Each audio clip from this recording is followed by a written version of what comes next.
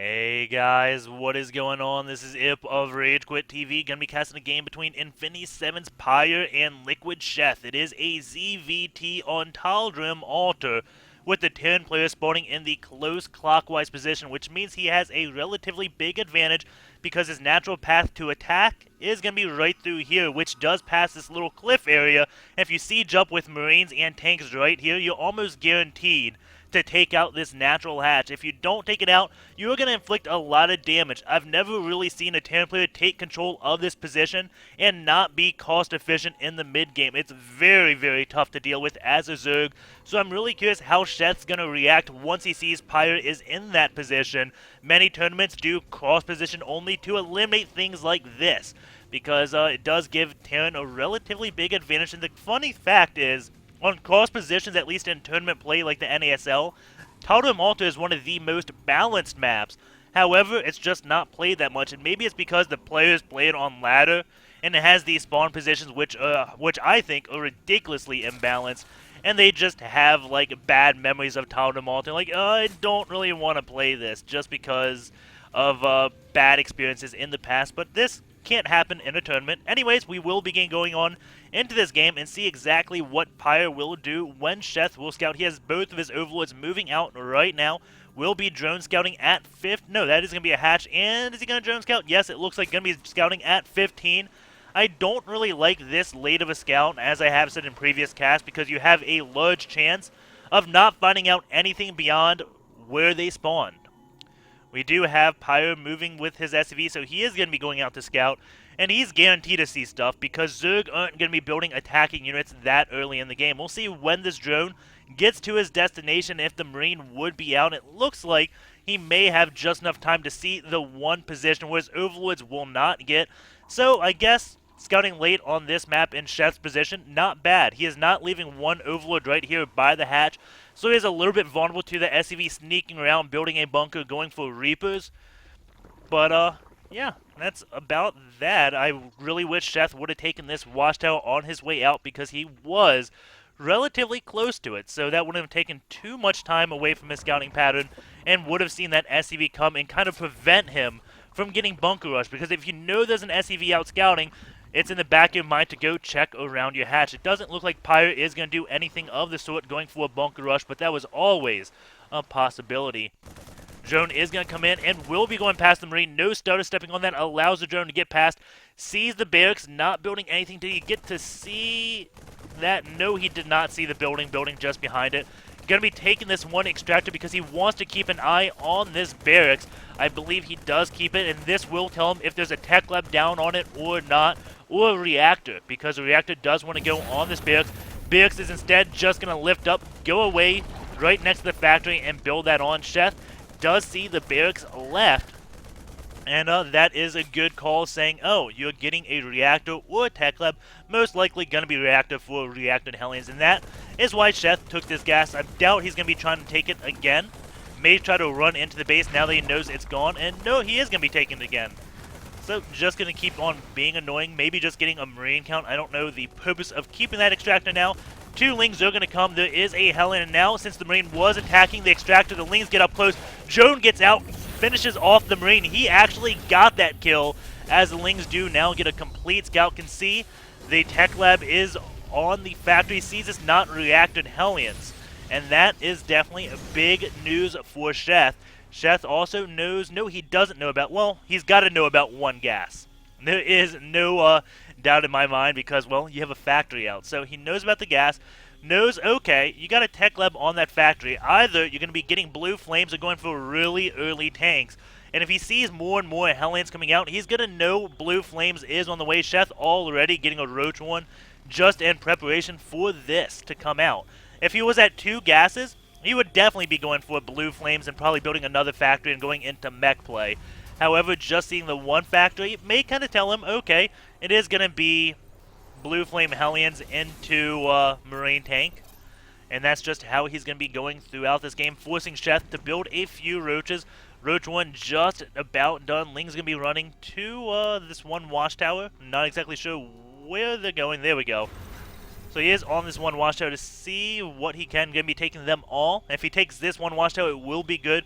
Really wish Pyre left a few Hellions at this watchtower because he's getting them, but he's not doing any sort of contain. Gonna wait till he has 3 Hellions, which kind of makes sense because 3 can one-shot drones, and I believe also Lings. Going to this, 14 damage versus light. Lings have, yeah, it does take 3 to one volley Lings as well as drones. Lings are going to get a complete scout. Still don't see that second gas, and that will tell him there's no Banshee's going to be coming in, killing off some SCVs, and also, I believe he got to see the starport. Yes, he knows all about that. This Overlord in range to see if there is a tech level going down, so he knows it's not Banshees. Knows there's going to be a medevac, and that Roach one was such a good call. You can see Sheth even starting to spread this creep over to the left side of his main. Generally, Zerg players won't be doing this, but it is a very smart idea when you know there's going to be drops, because a lot of Hellions will just be dropped here, go straight into your mineral line. Sheth has a few roaches nearby with the creep spreading. Additionally, he is getting his lair. It would be really cool if he brings an Overlord down here, vomits creep, and keeps this tumor going on to the Terran player's base. We do have Sheth now seeing 4 Hellions moving across. I don't know if he saw this one dropship coming, but the creep is already there, so that is not going to be taking him by surprise in the least. Hellions on this low ground letting the Marines drop, and this does protect the Marines from any Lings while they do land, and now Sheth has to deal with quite a few units into his main. And those are definitely Blue Flame Hellions and Lings coming in just to try to deal with the Marines, but the medevacs pick up instantly while the Hellions are doing quite a bit of damage to Sheth's mineral line. Lings are coming, but they will not be a match for these Blue Flame Hellions. Roaches finally catch up, killing 1 Hellion.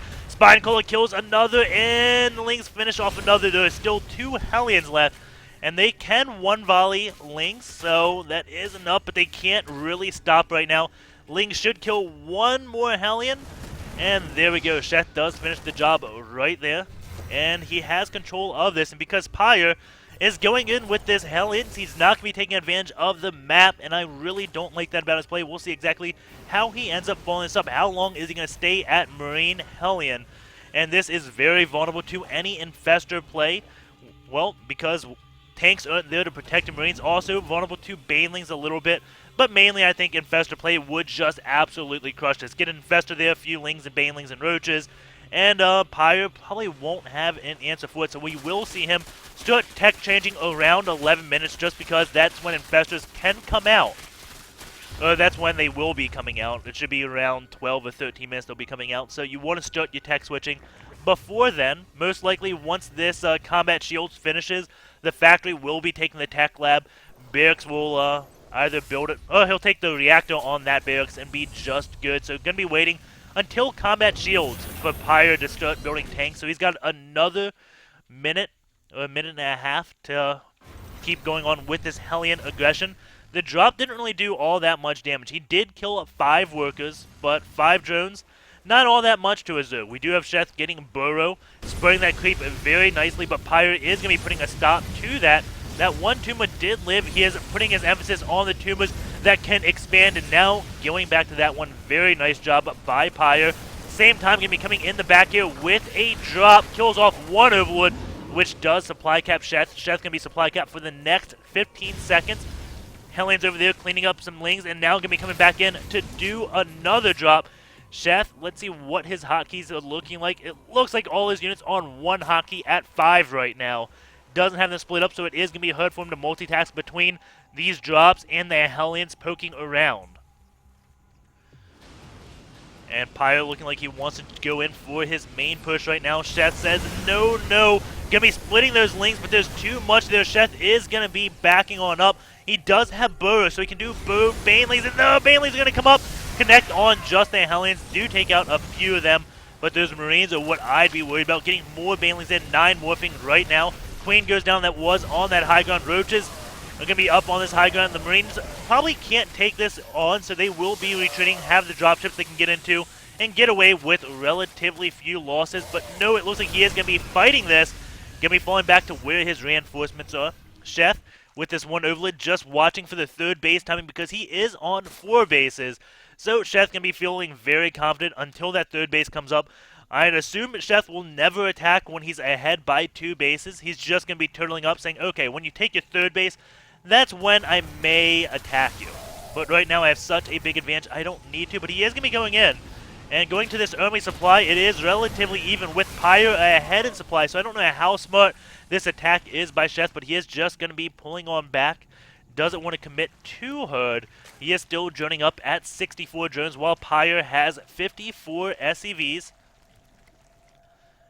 And Pyre looking like he wants to start taking the third base, so now Sheth can set up for an attack because Pyre has expressed interest at taking this third base. So we will see Banelings moving on out. He does have Burrow, so it looks like he's just going to be burrowing Banelings all around. Do have one Baneling right there.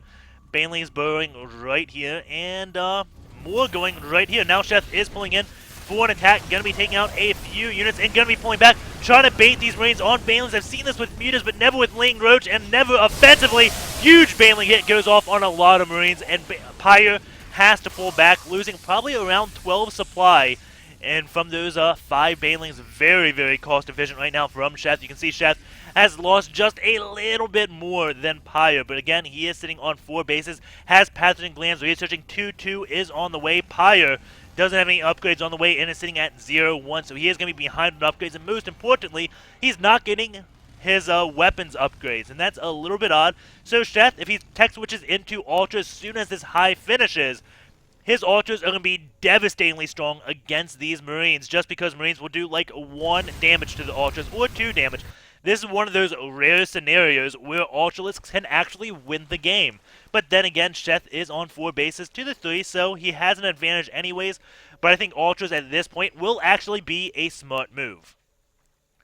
And that is until Pyre starts getting attack upgrades, but it doesn't show any need to do that. Going to be going for a +2 armor right now.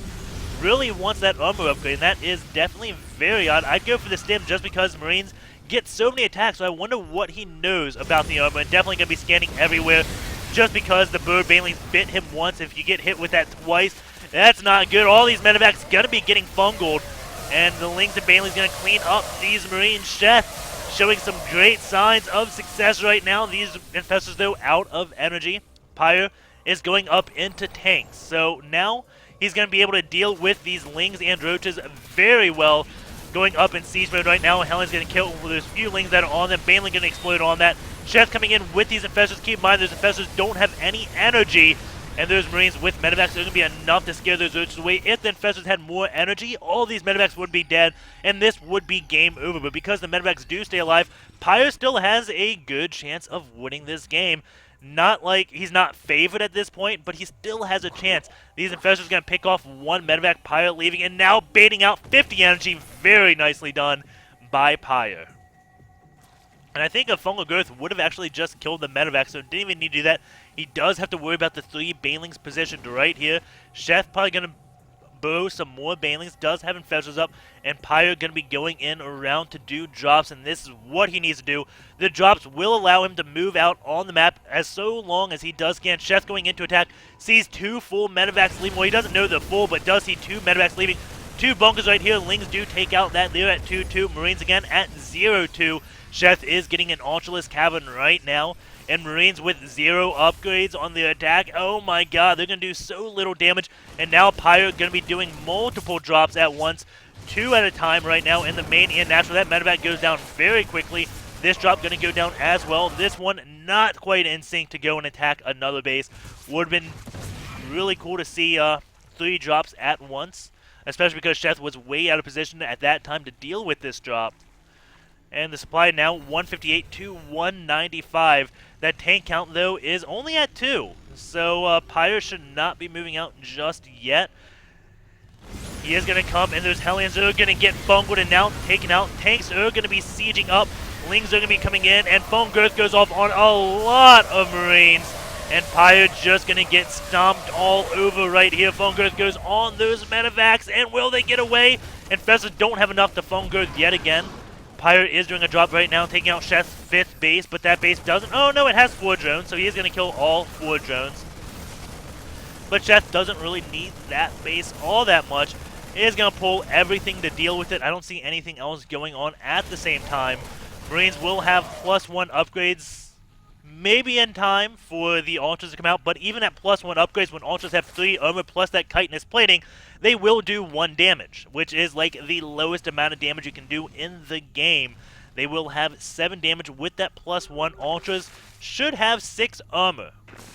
I may be wrong on that. We will be finding out because it's gonna happen, guys. Those Ultras are coming out. That chitinous plating is done. And now the command center wants to land to take his 4th base. Medevac is coming, but he is empty. No units whatsoever. Maybe just trying to bait Sheth right now or get whatever scouting he can. SCV train is gonna be falling. And Pyre getting his Hellions on back. Still doesn't have that many tanks. Still only 2 tanks. Really needs like 5 or 6 tanks to deal with what Sheth is doing. Those Ultras do have 6 armor. Marines are only dealing 6 damage right now. GG, well played. Pyre realizes that is it. All she wrote. Sheth does take that game. And that was a little bit more one-sided than I thought it would be. Pyre, definitely a really good Terran. But Sheth just shut him down so hard. And I'm really curious about why Pyre just wanted all these armor upgrades. Well, maybe it's because he was playing Marine Hellion and not Marine Tank. And that was definitely odd play by the Terran. But didn't those banelings right here make the game worth it? Let's just see. That could also be like a turning point of the game in itself. That was a lot of Marines that just instantly died. So, let's see. Sheth going to be starting to burrow. Does have 2 lings back there. And here we go. There's 5 lings going to burrow. We're going on normal speed so we can count how many Marines will fall to this. And now Sheth baiting him back, realizing that attack wasn't good. At least that's what Pyre's thinking. Before this, we have 48 Marines. There are 2 in production. So, let's say 50. Make it easy. 50 Marines. You ready?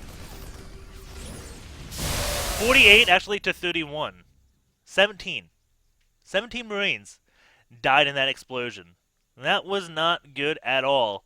So around, I want to say that's around a quarter of the Marines just dropped. It's more around like 20%, or a fifth maybe. It's between fifth and a quarter, but a lot of Marines do go down. Let's go into that army supply. How much of the actual army supply was that?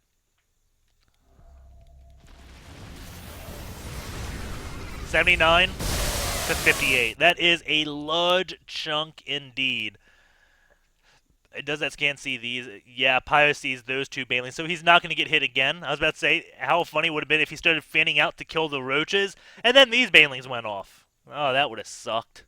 But anyways, very nicely played by Sheth. I love seeing those bird banelings, and love when people manage to bait players on top of them.